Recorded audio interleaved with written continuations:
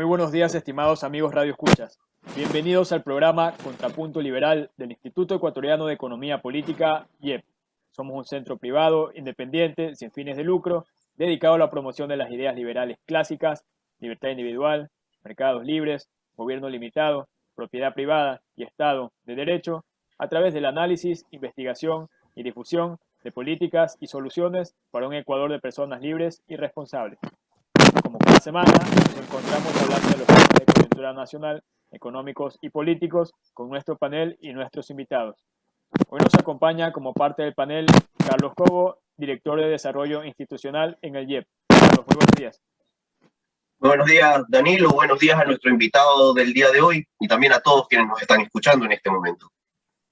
Gracias, Carlos. Este mes se cumple un año desde la posesión de Guillermo Lasso como presidente de la República de Ecuador. Y en este programa estaremos analizando los hitos, tanto positivos como negativos, que han caracterizado estos casi 12 meses de gestión. Para hablar sobre este tema, contaremos como invitado especial con Pablo Lucio Paredes.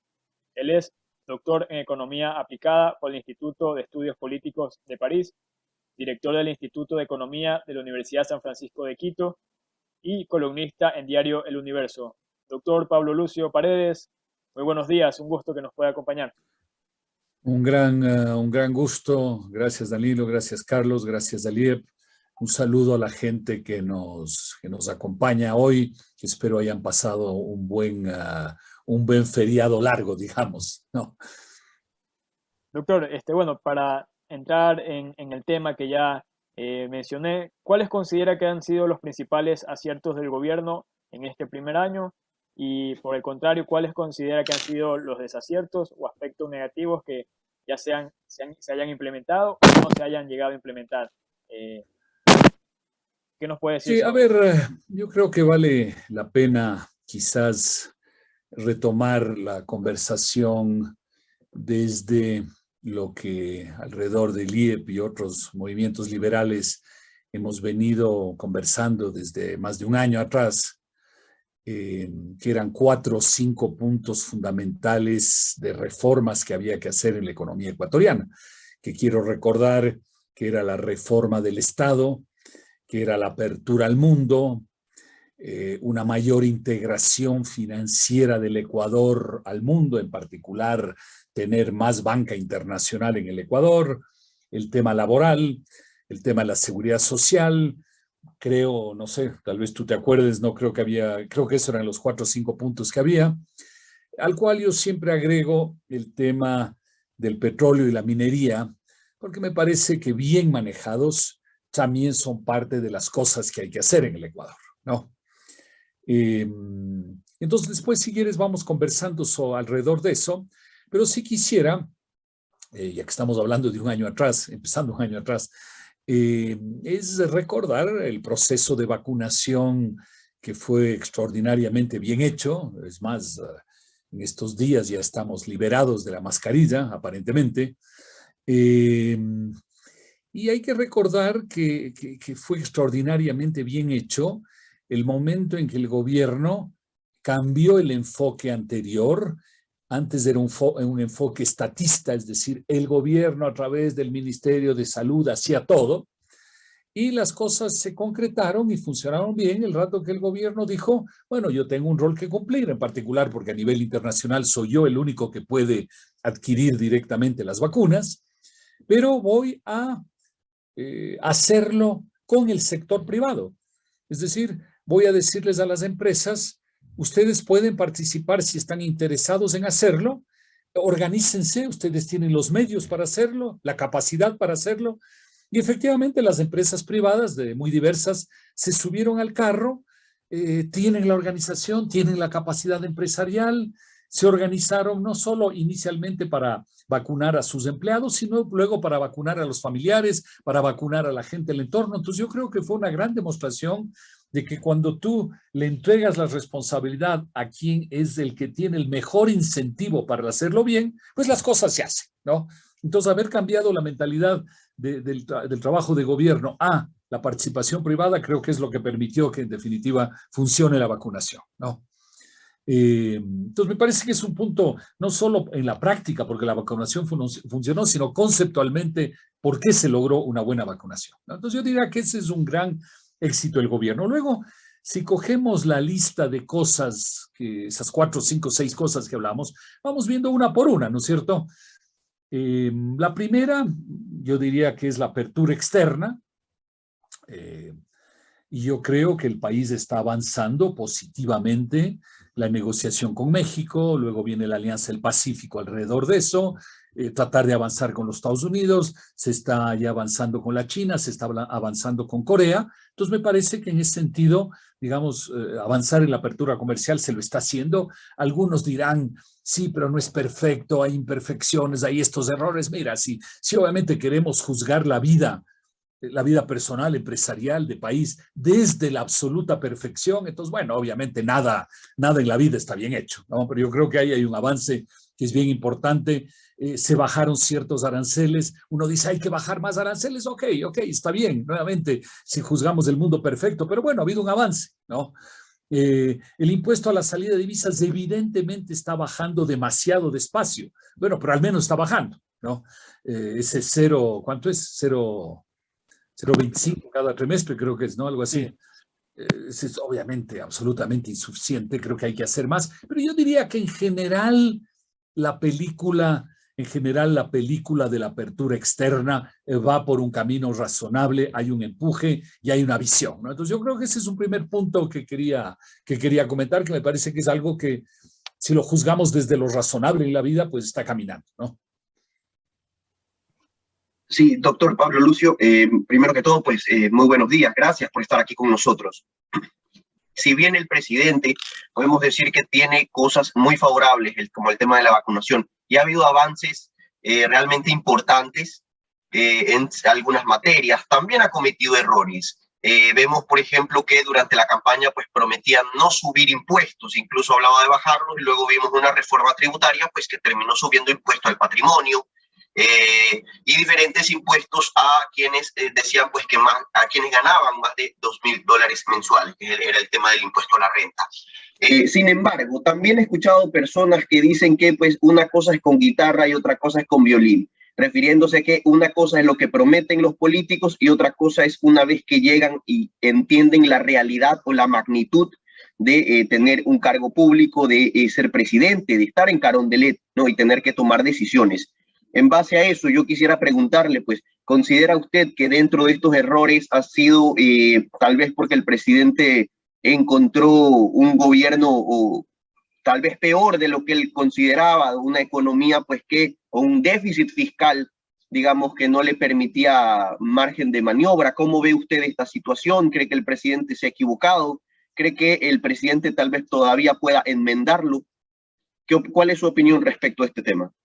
Bueno, estaba tratando de evaluar eso mismo, que era la pregunta de Danilo, y ahora que tú insistes en el tema, estoy tratando de evaluar eso viendo punto por punto las cosas que se plantearon hace año y pico, incluso alrededor del IEP y otras organizaciones liberales. Entonces, por eso había tomado como primer punto el tema de la apertura, que me parece que va en un camino razonable.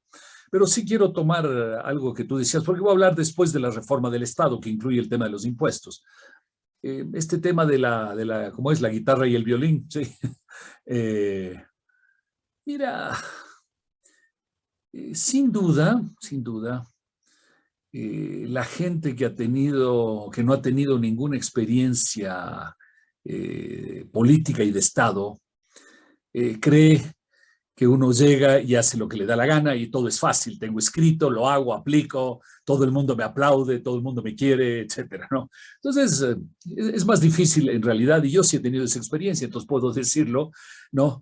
Es más difícil de lo que uno cree, pero eso no quiere decir que no se puede hacer, ¿no? Hay ambas cosas. Algunos creen que es demasiado fácil o uno llega y ¿por qué no hiciste lo que dijiste que ibas a hacer? Pero también el no hacerlo también es un mal pretexto porque sí se puede hacer las cosas. Hay ambas, ¿no? Y siempre miren, ustedes son muy jóvenes, y me alegro que ustedes sean tan jóvenes. En la vida uno se equivoca, en la vida personal uno se equivoca, ¿no? ¿Cuánta gente no se une a una pareja y luego se separa de la pareja? Y entonces uno dice, bueno, entonces, ¿por qué no evaluaste bien? ¿No? ¿Por qué te equivocaste? ¿No? Uno pone una empresa y en ciertas cosas le va bien y en ciertas cosas le va mal, ¿no? Y muchos de los que critican son empresarios que ciertamente en su vida han de haber cometido errores, ¿no? Entonces uno dice también, bueno, ¿y entonces por qué cometiste errores? Si era fácil hacer, ¿no? Entonces la vida no es tan así tan sencilla como se plantea. Todos nos equivocamos, hay cosas que son difíciles de hacer y el gobierno es más difícil de hacer que la vida privada, francamente. Pero insisto, ese no es un pretexto para no hacer las cosas. Ojo, no es un pretexto. Por eso yo me hago la pregunta en el tema de apertura externa. ¿Hemos hecho lo perfecto? No. ¿Hemos hecho algo que nos permite avanzar, algo razonable? Sí, yo creo que estamos caminando en la buena dirección, ¿no? El otro tema es este tema de, llamémoslo así, de la apertura financiera al mundo. Incluso el IEP presentó una propuesta legal, digamos, para los cambios en esa dirección, ¿no es cierto? De la apertura financiera. Me parece que no hemos avanzado nada, ¿sí? Pero yo diría que al menos ahora, porque tú preguntabas, Carlos, y bueno, ¿y podemos hacer cosas hacia adelante? Yo digo, al menos aprovechemos la oportunidad de vender el Banco del Pacífico para que ese sea un puntal de que venga algún banco internacional importante a poner más competencia en el mercado ecuatoriano. Y bueno, nuevamente, no es lo perfecto, pero sería un paso importante, ¿no? Entonces esperemos que se haga, ¿no? Ya estamos un año, ya en un año ya podíamos haber vendido francamente el Banco del Pacífico. Entonces, bueno, esperemos que en el año 2022, que faltan, ¿qué? Siete meses del año 2022, sí se lo haga, ¿no? Entonces, ahí es muy importante lo que tú decías. Bueno, hay errores, pero ¿se puede enmendar o no? Sí. Una demostración en este tema de la apertura financiera sería el tema del Banco del Pacífico, que veamos si se hace, ¿no? Que tiene que hacerse. Ese es un segundo tema, ¿no es cierto? Un tercer tema es el laboral. El gobierno mandó una propuesta, como ustedes saben, ahí el mes de octubre, dentro de esta ley, que era una ley enorme y que la verdad estuvo muy mal hecho políticamente, ¿no? O sea, no puedes mandar una ley tan grande con 1000 cambios al mismo tiempo, eso no funciona, eso no funciona. Pero bueno, y en esa ley había una serie de cambios, nuevamente, ¿son los cambios ideales, perfectos? No, pero creo que eran cambios sensatos que el gobierno proponía, ¿no? Políticamente no se lo ha podido manejar, ¿no? Y yo creo que es un tema que el gobierno ha despertado muchísima oposición. Pero, yendo a lo que tú decías, Carlos, ¿se puede hacer cosas hacia el futuro? Yo no tengo ninguna duda de que sí. Creo que el propio gobierno puede, a través de decretos, a través ¿cómo se llaman? Los planteamientos ministeriales, los acuerdos ministeriales, etcétera, el gobierno puede hacer cosas, ¿no? Nosotros mismos, creo que la semana próxima o la siguiente, vamos a sacar un número de Coyuntura Express de la Universidad de San Francisco sobre este tema laboral, de cosas que sí se pueden hacer, ¿no? Entonces, me parece que el gobierno se manejó políticamente mal, pero eso no le quita que el gobierno sí puede hacer cosas, ¿no? ¿Puede hacer las cosas perfectas? Probablemente no, pero hay cosas que hacer que sí se pueden, entonces hay que hacerlas, ¿no? Y nuevamente el pretexto no puede ser, pero es que políticamente es difícil, es que si yo hago acuerdos ministeriales o decretos ejecutivos, capaz que de aquí a 3 años el próximo gobierno los cambia. Bueno, todo puede pasar en la vida. Si uno siempre está tomando decisiones en la vida diciendo qué pasará de aquí a 3 años, uno no hace nada, ¿no? Uno no hace nada. Entonces yo creo que el gobierno tiene que hacer las cosas, aunque no sea el marco perfecto, pero tiene que avanzar en el tema laboral, ¿no? Y se puede avanzar. Entonces me parece que ahí es un tema donde estamos frenados y hay que avanzar, ¿sí? El cuarto tema es la seguridad social, que es un tema tan importante, ¿no? Hemos hablado de que hay que abrir el mercado, de que hay que ir a la capitalización individual, en fin, hay muchas cosas que hacer. Es un tema bien complejo, hay que estar conscientes, ¿no? Es decir, si el gobierno políticamente no ha podido empujar la ley de inversiones, si no ha podido empujar el tema laboral, imagínense, el tema de la seguridad social es mucho más complicado que eso, ¿no? Nosotros mismos ayer, y volviendo a la propaganda institucional en Coyuntura Express de la Universidad de San Francisco, sacamos un número justamente sobre la reforma del sistema de pensiones, no pensando nuevamente en el sistema ideal, perfecto, sino en el sistema que el marco legal ecuatoriano permite, lo cual ya es una reforma importante, ¿no? Pero ahí vemos que el tema está muerto, diría yo, ¿no? No sé cuál es la palabra que ustedes utilizarían, pero me parece que el tema está muerto, ¿no? Ya no se habla casi de eso. No hay nada. Me parece que es un tema fundamental, pero ese sí es un tema que sin reforma legal apoyada por la Asamblea, creo, yo soy ignorante en temas legales, pero creo que no se puede hacer nada. O sea, y no es como el tema laboral, que a través de decretos, de acuerdos puedes hacer cosas. Entiendo que en materia de jubilación es un tema tan grande y que solo se puede hacer a través de una reforma legal. Entonces, desgraciadamente, parecería que ese tema está muerto, pero es una pena que esté muerto. No estoy diciendo que está bien, solo estoy reconociendo que desgraciadamente está muerto y no sé si lo vamos a poder reactivar, revivir, digamos, durante este gobierno. Ojalá que sí, pero no sé. Y luego hay el tema de la reforma del Estado, y obviamente cuando uno habla del Estado, habla de ingresos y habla de gastos, ¿no? Y nosotros como liberales no tenemos ninguna duda de que el poner en orden al Estado no viene por el lado de los impuestos, sino viene por el lado de los gastos. Es decir, hay que reducir los gastos estatales de manera drástica, en muchos casos transfiriendo actividades al sector privado. Hablábamos del caso del Banco del Pacífico hace un momento, podríamos hablar del CNT, porque seguimos teniendo una empresa de telecomunicaciones estatales, no tiene ningún sentido.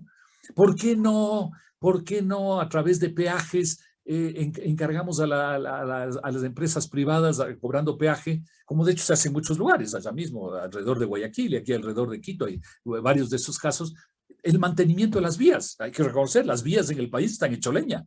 ¿Sí?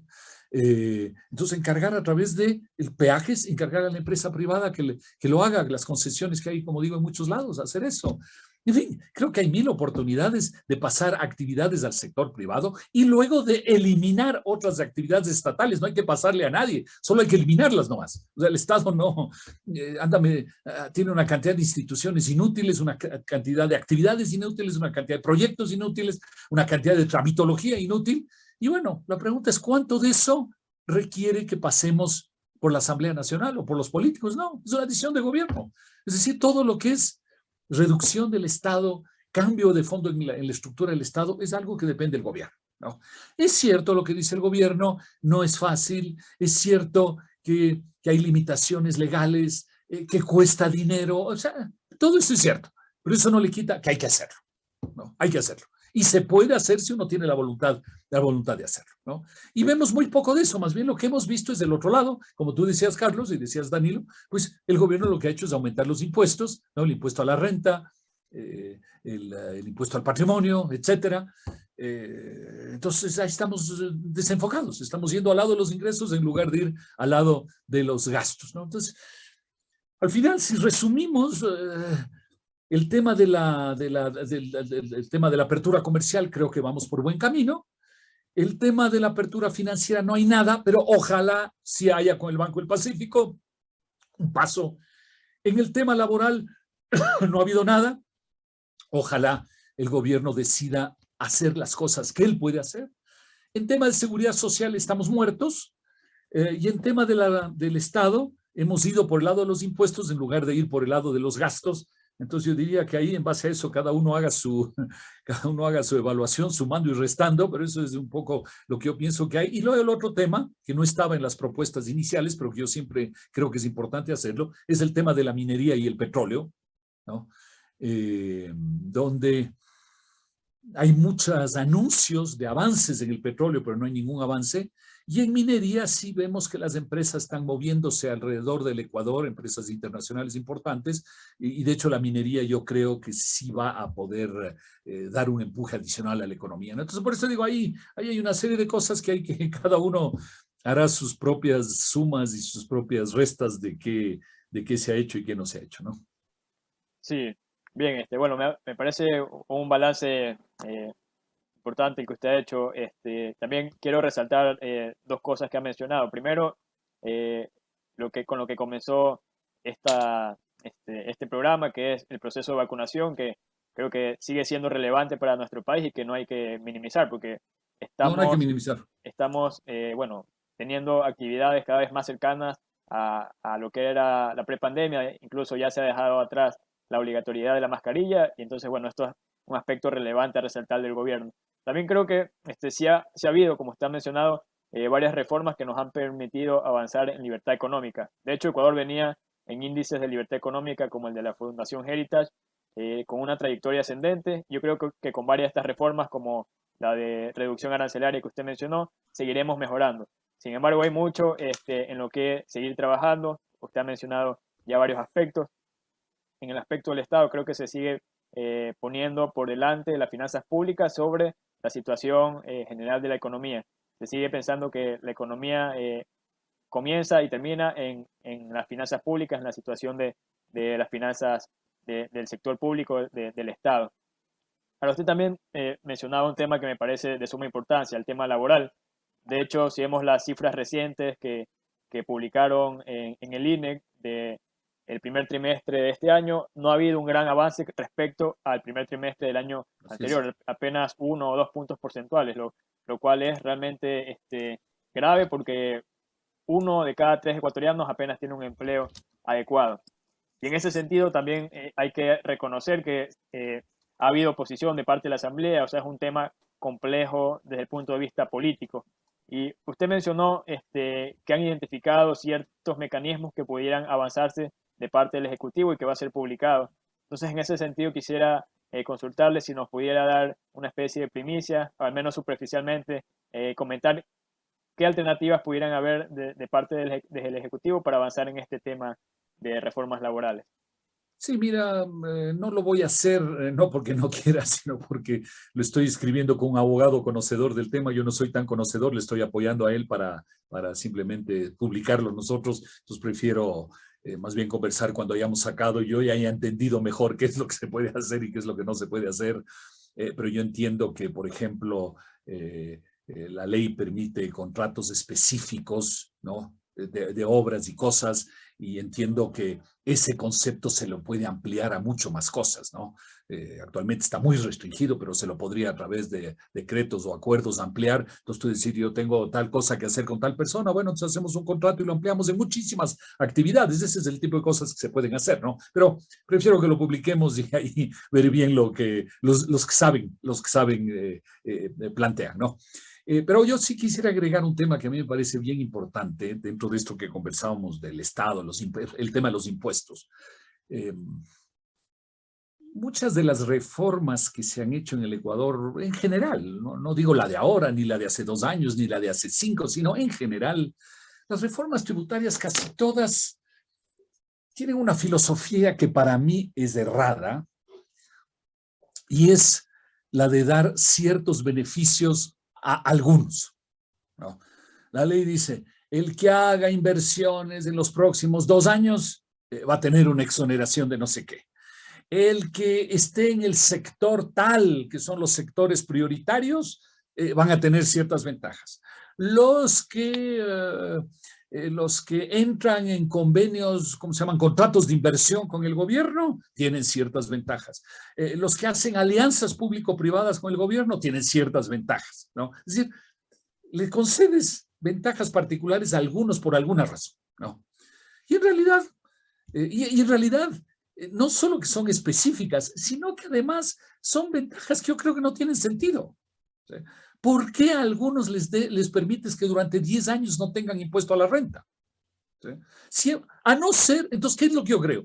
Yo creo que el sistema tributario tiene que ser un sistema razonable que se aplique a todos, en todo momento, en toda circunstancia, en todos los sectores. Es decir, todos los ecuatorianos debemos tener el mismo sistema tributario.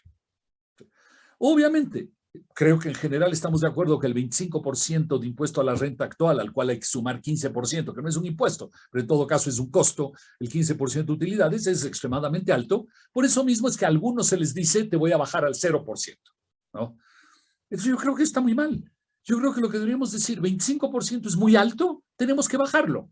¿Lo vamos a bajar al 0%? Creo que no vamos a bajar al 0%, ¿no? Entonces digamos que le vamos a bajar al 15%, ¿ya? Ese 15% se aplica a todos, en todo momento, en todas circunstancias. Si yo soy panadero, ¿por qué el exportador tiene una ventaja de 0% y yo panadero tengo que pagar 25%? No, ambos pagamos 15%. ¿Por qué el que hace un convenio con el gobierno tiene 0 y yo pago 25%? No, ambos debemos pagar 15%. Ese para mí debería ser la filosofía correcta y además mucho más sencillo, porque no es que tienes que decidir sectores, plazos, tiempos, contratos de inversión con el gobierno, que además de todo eso lo que aprovechan los gobiernos es para para tenerle controlada a la empresa privada, ¿no? Tú vas y haces un contrato de inversión y luego tienes que estarle reportando al gobierno qué hiciste para justificar la disminución del impuesto a la renta. Entonces, para mí el impuesto a la renta debería ser muy, muy sencillo. Debería ser más bajo, como digo, digamos 15%, y debería ser el mismo para todos y punto. ¿No? Entonces, por eso cierto tipo de propuestas como la ley de inversiones que proponía ese tipo de esquemas tributarios a mí no me gusta mucho, ¿no? Hay gente que me dice, bueno, pero es mejor que algunos tengan cero, al menos que algunos tengan cero. Yo no creo. Yo no sé si es mejor. Yo creo que lo mejor es que todos tengamos un impuesto más bajo. Pero que unos tengan 25 y otros tengan cero, yo no veo por qué el tener cero sería una buena cosa mientras los demás tienen 25. No estoy seguro que sea bueno. Sí, de acuerdo. Al final, con este tipo de propuestas, lo que existe es una alteración de los precios relativos y los recursos van dirigidos a aquellos sectores que, bueno, prioriza el Estado por sobre lo Exacto, que los consumidores decidiríamos en un mercado libre. Carlos, no sé si exacto. tengas algo más que agregar.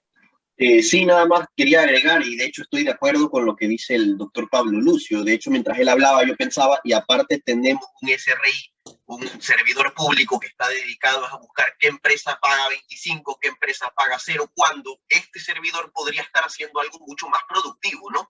Entonces también hay un gasto de recursos públicos en un trabajo pues que al final del día tal vez es muy ineficiente, ¿no? Entonces nada más quería aportar o sumar, complementar un poco lo que el doctor Pablo Luz estaba diciendo. Incluso Carlos, yo pienso que hasta se podría, como digo, simplificar el impuesto. Lo que hay que buscar es la sencillez en el impuesto, justamente para que el empleado público no te ande persiguiendo, buscando la quinta pata del gato, ¿no es cierto? Buscando el reglamento XJ4221.42. Ahí encuentro el problema tuyo, ¿no? Se podría simplificar, por ejemplo, a mí como profesional liberal, perdón, profesional independiente, lo liberal también, pero en este caso profesional independiente, eh, yo preferiría, que de hecho lo estamos teniendo ahora, yo preferiría un sistema donde me digan, eh, como era el RISEC, se eliminó, donde tú te pones de acuerdo con el Estado y dices, a ver, mi situación financiera es tal, vamos a poner el 2% de eso como impuesto, que es lo que sucede con las pequeñas empresas, eh, y entonces yo te voy a pagar, eso equivale a $150 al mes, estoy diciendo cualquier cosa, $150 al mes, y entonces yo te giro el cheque de $150 al mes, ya, se acabó. Ya no necesito que andemos ahí controlándonos unos a otros, no, yo te mando los 150 que nos pusimos de acuerdo. Y yo qué sé, de aquí a 5 años volvemos a revisar la situación y decimos, a ver, los 150 que eran razonable o no? ¿Tu situación mejoró o empeoró? Bueno, si empeoró, entonces ya no va a ser 150, sino va a ser 100. Y si mejoró, bueno, en vez de 150 vas a pagar 200 al mes. Ya, y otra vez, para los 5 años siguientes, me libro de las relaciones con el SRI, lo único que hago es girarle un cheque cada mes. Bueno, ese es el tipo de simplificación que a mí me parecería que tiene que darse en general, ¿no? Incluso hay gente que debería poder escoger. Yo debería poder decirte, a ver, hay tres opciones. La una es el impuesto del 15%, la otra es del impuesto del 2% sobre los ingresos, en la cual es estilo RIS, en el cual nos ponemos de acuerdo y se acabó el cuento, y luego hay una tercera opción por ahí. Tú escoge cuál te parece mejor. Ya, entonces yo voy a escoger la una o la otra, lo que sea, entonces, pero todas simples, ¿no? Y el ciudadano escoge, ¿no? Obviamente no puedes escoger cada mes, ¿no? Tampoco vamos a caer en la viveza esa de decir, chuta, este mes mejor tuve más utilidades, entonces mejor me paso a la de los ingresos o me paso al otro. No. Escoges para los próximos 5 años, digamos, o 3 años, ya. Pero vas a esquemas mucho más sencillos, ¿no? Entonces yo creo que ahí hay una reforma de todo el tema impositivo que es bien importante y en la cual sí hay que pensar fuera de la caja, ¿no? Porque si piensas dentro de la caja, pues estás dentro del esquema tributario de siempre y de todos los países, que es muy similar, que es la intromisión del Estado en la vida de la gente, ¿no? Sí, totalmente de acuerdo. Al final el Estado está para facilitarle la vida a los individuos y las actividades privadas, los intercambios. Creo que Uno supone eso. sí, creo que persiste, como ya hemos mencionado, esta visión de que todo inicia por el Estado y bueno, es como que Sí, es poner cierto, la es carreta cierto. delante de los caballos. Sí. Bueno, quiero agradecerle, doctor Pablo Lucio, por habernos acompañado en este primer segmento del programa. Ha sido una evaluación, un balance bastante claro e importante de lo que ha sido este primer año de programa. Le agradezco por habernos acompañado en nombre del IEP. Bueno, amigos, nos vamos a una pequeña pausa comercial. Ya volvemos a su programa Contrapunto Y un Liberal. abrazo a todos. Muchas gracias. Cuídense. Chao, chao.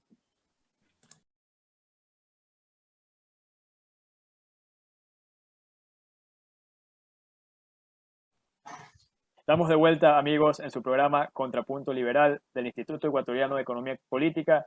Quiero darle la bienvenida a la economista Dora D'Ampuero, presidenta y fundadora del IEP, que se une en este segmento. Dorita, muy buenos días.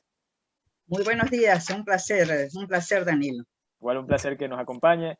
En este segmento estaremos hablando sobre el diplomado en Economía Austriaca y Política Pública que ha sacado la Universidad de Especialidades Espíritu Santo. Para hablar sobre este programa nos acompañará como invitado especial Juan Manuel García. Él es PhD en Economía por la Universidad Nacional Autónoma de México, UNAM, y es decano de la Facultad de Emprendimiento, Negocios y Economía de la UES. Doctor Juan Manuel García, muy buenos días. Muy buenos días, Danilo. Un placer también poder ver a Dora D'Ampuero. Creo que las palabras libertad y liberales, pensando realmente en lo que podemos hacer mejor para el país, siempre va a estar relacionado con el nombre de Dora D'Ampuero. Gracias a Dios aún tenemos esas luces y esas voces que nos llevan por ese camino en este país. Para mí es un placer estar aquí. Igual un placer que nos pueda acompañar. Y bueno, doctor, quisiera empezar consultándole sobre este diplomado inédito en el país, el diplomado en Economía Austriaca y Políticas Públicas de la UES. ¿Cómo nace esta idea? ¿Qué considera importante tener un programa de estudio específico sobre este otro lado de la biblioteca, que es la Escuela Austriaca de Economía? Bueno, en primer lugar, esto surge por la iniciativa privada. Partamos del hecho de que, fundamentados en lo que es la escuela austriaca, tuve la oportunidad de hacer mi doctorado básicamente en una escuela de economía muy grande, pero fundamentalmente con un peso marxista muy importante. De hecho, que se vanagloria la UNAM de ser la escuela marxista más grande, lo cual es mentira, porque gracias al mismo hecho de la economía y del volumen que se tiene ahí, podemos convergir y generar distintas líneas de pensamiento. Pero lo más importante para que haya surgido esto fue la idea de trabajar conjuntamente desde la única, y no lo digo solamente yo en teoría, fui presidente del Consejo de Aseguramiento de Calidad de Educación Superior, probablemente la única universidad en el país que aún mantiene como formación a todos sus estudiantes el pensamiento liberal, y de hecho en una materia que tenemos que es Fundamentos de la Acción Humana, que seguramente nos recuerda a todos a Rothbard, a Hayek, a Mises. Y tenía ese, digamos así, ese orgullo, pero también ese dolor, que en definitiva somos la única universidad que lo estábamos haciendo. ¿En dónde surge realmente la necesidad o el hecho de poder realizar esto? Pues asistí a una conferencia en la Cofradía de la Perla y le escuché a Dora D'Ampuero. Y aparte de emocionarme, no pude acercarme, además había tanta gente que quería conversar con ella.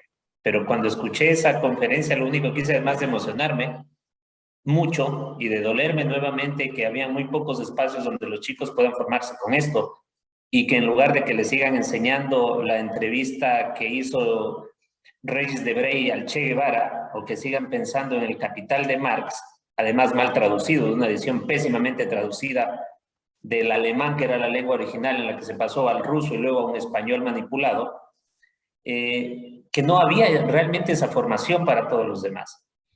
Nos reunimos con Daniel Mayorga, un chico brillante, un estudiante de nuestra Facultad de Derecho, que además colabora con el IEP. Y surgió, es la ventaja de la mano invisible, de la espontaneidad. Ante una necesidad y ante una realidad podíamos aprovechar precisamente eso y realizar una oferta.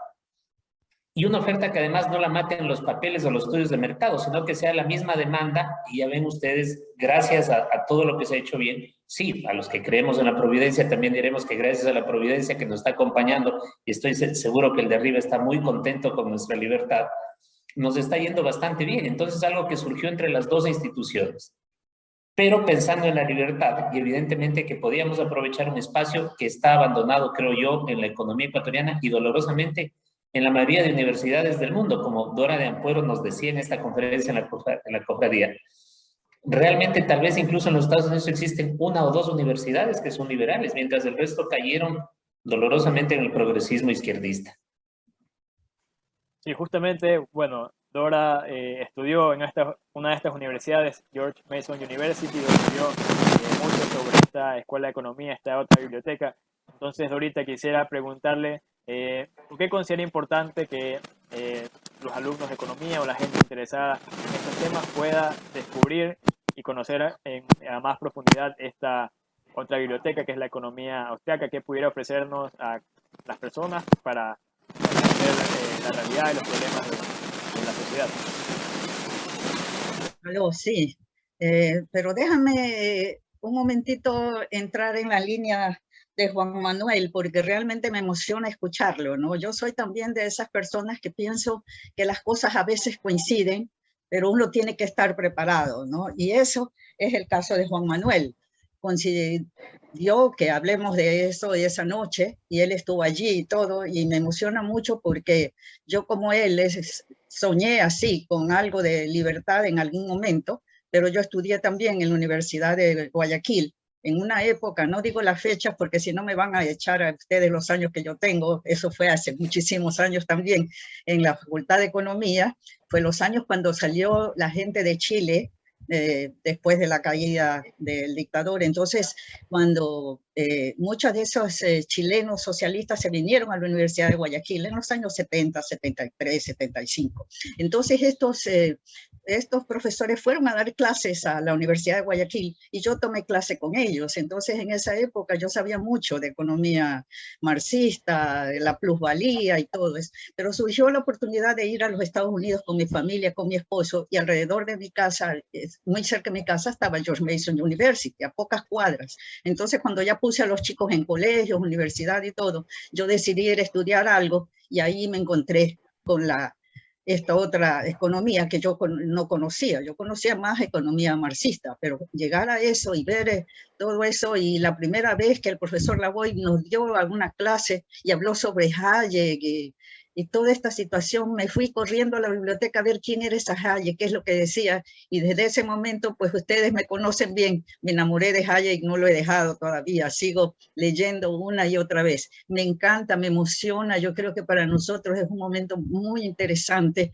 de tener la oportunidad de dar este diplomado, ¿no? Que lo han conseguido pues gracias a esa unión, de esa convergencia de Daniel y Juan Manuel, y me siento encantada de que esto y de ojalá que pueda ayudar en todo lo posible, porque realmente un instituto como es el IEP, que nació precisamente allá después de conocer estas cosas, con la ayuda de Atlas, o estos institutos académicos, para que hay ahora más de 500 organizados por Atlas, y es parte de esto, el IEP, están mano a mano con académicos, porque se trata de las ideas, de promover las ideas. Entonces, la fuente para nosotros, a más de los eventos pequeños y todos, o grandes, como quiera que hacemos internacionales, es la academia, es allí donde se están formando los estudiantes, es ahí donde se aprenden muchas de las cosas, y que desgraciadamente en nuestros países hemos andado, así como la UNAM de México, así también han sido nuestras universidades.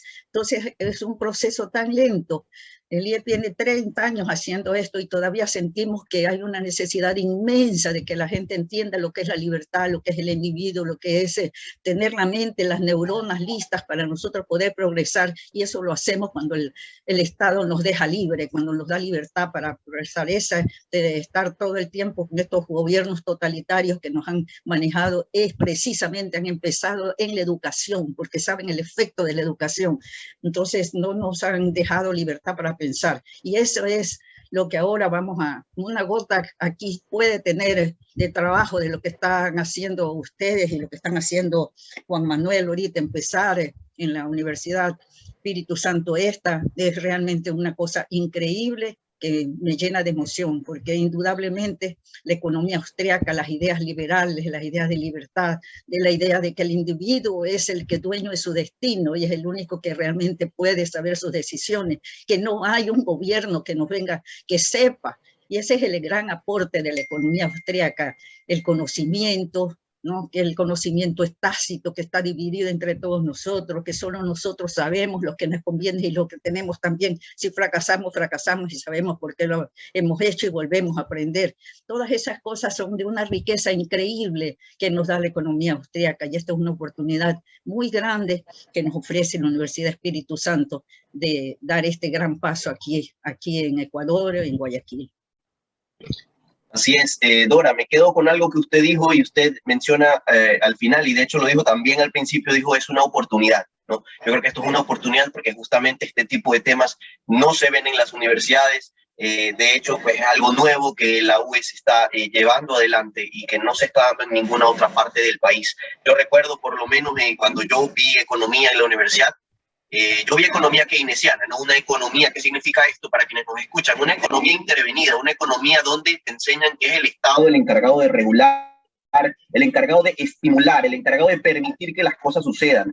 ¿Qué te enseña y qué aprendí yo de la Escuela Austríaca de Economía? Me enseñó el largo plazo, lo que los keynesianos no te enseñan, lo que la intervención estatal no enseña. ¿Qué pasa en el largo plazo? ¿Cuáles son los efectos que esto provoca en la economía, esto provoca en los ciudadanos? Y eso es lo que los austríacos sí logran ver y se dedican a investigar y a estudiar. Yo quería preguntarle, decano, y volviendo al tema de este diplomado, ¿cuál ha sido la acogida de parte de los ciudadanos? ¿Cómo han visto esta acogida de parte de la gente en este diplomado? ¿Y cómo podrían quienes nos están escuchando tal vez obtener mayor información si desean estudiar, aprender de economía? Y economía de la buena, que es justamente este diplomado, considero yo.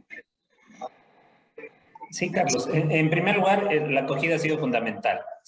Tanto de quienes han pedido información y están solicitando, están matriculándose para poder seguir este diplomado, como aquellos que se han opuesto y se han asustado porque aparece nuevamente un poco de libertad de información académica. Ha sido sorprendente y les agradecemos infinitamente al grupo de troles que se dedicó a denostar o intentar denostar el proyecto.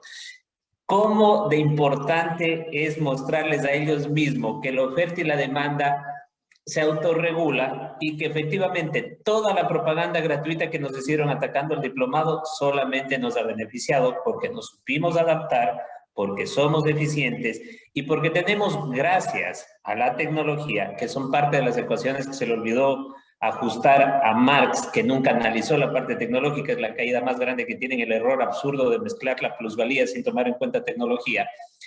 Pero fue parte de lo que nos ha permitido estar teniendo expectativas muy importantes sobre el diplomado. Les invito a todos aquellos que necesiten para que ingresen a través de la página de nuestra universidad, www.uees.edu.es. En educación continua van a encontrar este diplomado y otros, pero fundamentalmente este diplomado es único en el país.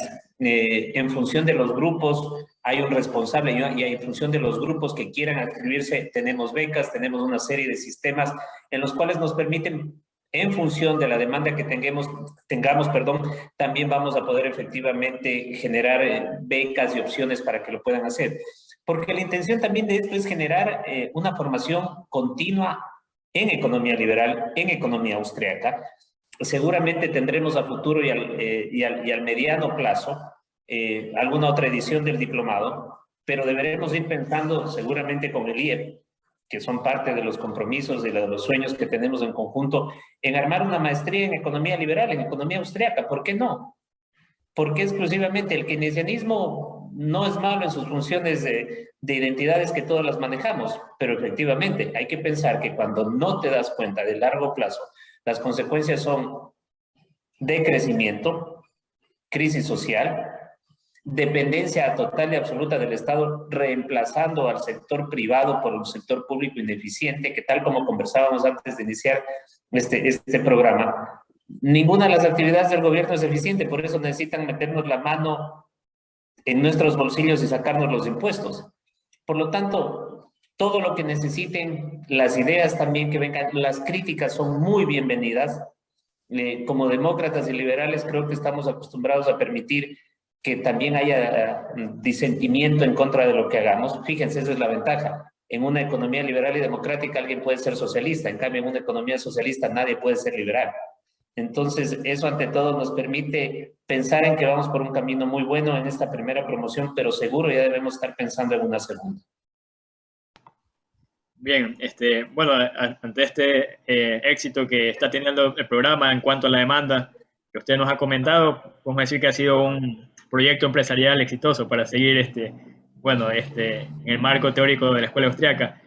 Ahora, lo que me parece interesante de este programa es que, si bien es teoría de la escuela austriaca, también tiene un componente de políticas públicas, un poco aplicando ese marco teórico ya a lo concreto de políticas públicas. Entonces quisiera consultarle a ambos, Dora y doctor Juan Manuel, ¿cuáles consideran que son esos principales aportes de la escuela austriaca que pudieran ser llevados a la política pública y que son sobre todo tan necesarios para nuestro país, que se mantiene estancado económicamente, bueno, con cifras bajas de empleo? Dorita, si le parece, empezamos con usted.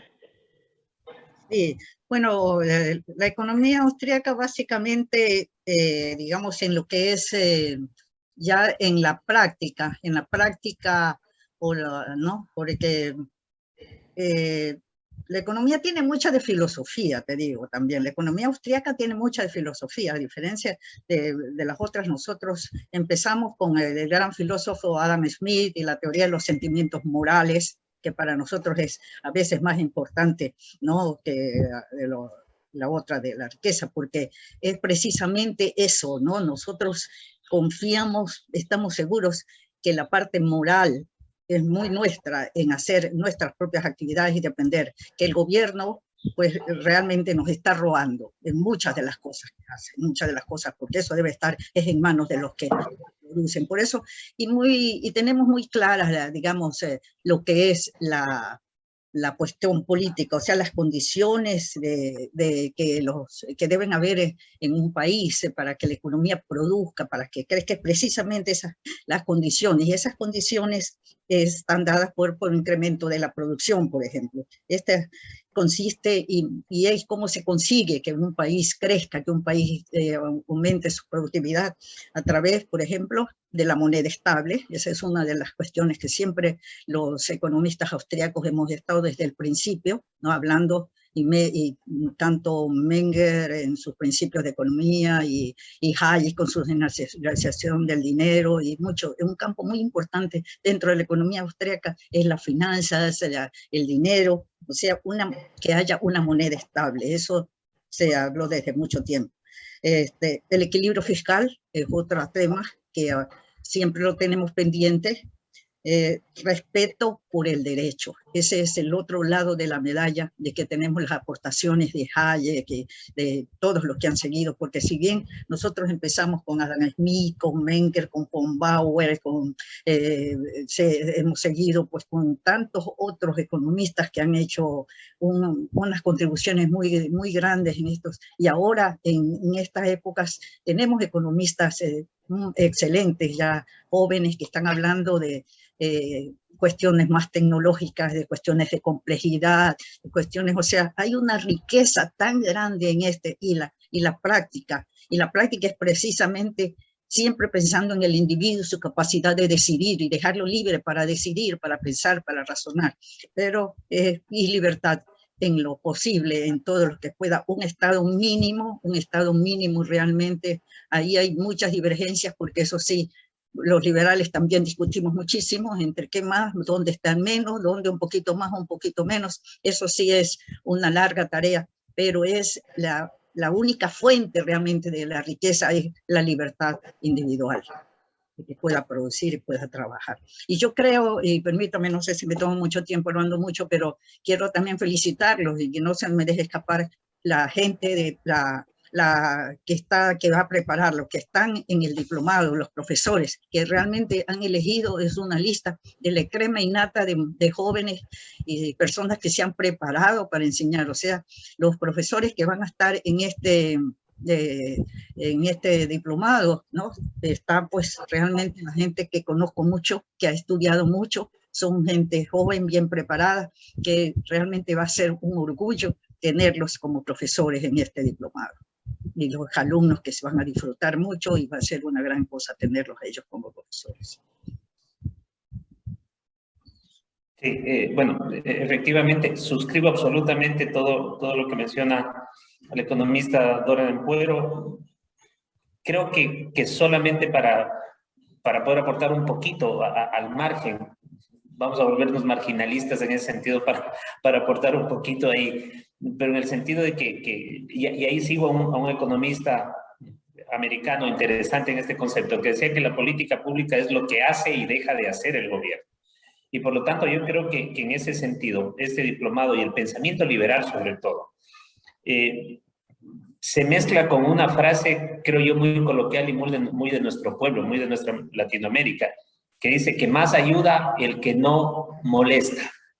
Y es parte de lo que podemos mostrar con liberalismo, que el gobierno debe tener límites, debe ser un gobierno pequeño, un gobierno eficiente y que no meta sus tentáculos al estilo del Leviatán de Hobbes. O sea, un monstruo inmenso con tentáculos que destruya todo, cuando efectivamente en política pública, que creo que lo que van a mostrar los colegas que participarán como docentes, que muy bien ha indicado Dorita del Puero, es personas brillantes, el que sale ahí de esa brillantez, soy yo, me siento honrado de hecho poder participar con ellos, no lo hubiese pensado, pero efectivamente es mostrar que desde la política pública lo interesante al gobierno es decirle en dónde no te metas. Porque ante cualquier problema hemos sembrado la semilla en el cerebro de los ciudadanos, no del pueblo, porque también son las manipulaciones que utilizas, no solo el keynesianismo, sino el político, de hablar de esta masa etérea, amorfa del pueblo, la rebelión de las masas de Ortega y Gasset. Podemos discutir eso durante mucho tiempo. Pero es la cuestión que el ciudadano tiene que pensar, romperse la invalidez mental de que cada problema que tiene debe solucionarle el gobierno o el Estado, como dicen, que además somos todos. Porque finalmente, todos sabemos que nadie siembra manzanas pensando en la salud de los demás, que no hay el almuerzo gratuito y que todo lo que deseen sale de los bolsillos de los contribuyentes. Por lo tanto, seguramente serán cosas que vamos a discutir y que nuestros alumnos van a recibir sobre el manejo de política pública. Bien, importante, bueno, estas dos visiones, estas dos respuestas que profundizan en cómo también este diplomado puede aplicarse, bueno, desde la política y obviamente mejorar el desempeño económico de nuestro país. Para terminar, decano Juan Manuel García, quisiera nuevamente, para las personas que nos están oyendo y que pudieran estar interesadas, si nos pudiera comentar un poquito más dónde pudieran encontrar sobre el programa, quizás la fecha de inicio y más detalles, así para que las personas interesadas puedan eventualmente contactarse con la universidad y además tener mayores insumos para finalmente decantarse por este programa. Claro que sí, Danilo. Nuevamente la invitación a que ingresen por nuestra página web www.ues.edu.es, ir hacia la pestaña de educación continua, encontrarán ahí el diplomado, pueden participar directamente, simplemente tienen que llenar una página en donde además certificamos de mantener anónimo todos los datos que se nos pongan ahí. Un ejecutivo se pondrá en contacto con cada una de las personas que llene y podrá tener la información. Esperamos iniciar en la segunda semana de mayo, es decir, estamos ya a pocos días de hacer esto. Son básicamente 17 horas que dedicaremos con charlas en vivo, sincrónicas, a través del sistema que posee la universidad, que es de Blackboard. Cerraremos todo este programa de capacitación con una charla magistral de Dora del Puero. Siempre la cereza del pastel tiene que ir al final y cerrar con broche de oro todo esto que haremos. Entonces estamos muy contentos y les pedimos, ingresen y pensemos en una cosa. Estamos construyendo también no solamente nuestra formación, sino rompiendo paradigmas.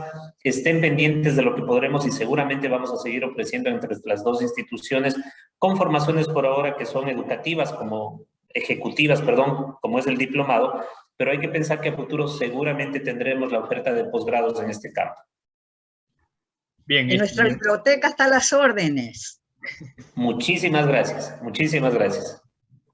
Bien, quiero agradecerle, doctor Juan Manuel García, por habernos acompañado en este programa, además felicitarlo por esta iniciativa, este gran programa que está ofreciendo la UES y además por el éxito que está teniendo y que ya nos ha comentado. Nuevamente agradecerle en nombre del IEP, también agradecerle ahorita por haber participado de este programa, a Carlos, a Radio Morena por el espacio y a todas las personas que nos han acompañado. Nos vemos el próximo martes en su programa Contrapunto Liberal.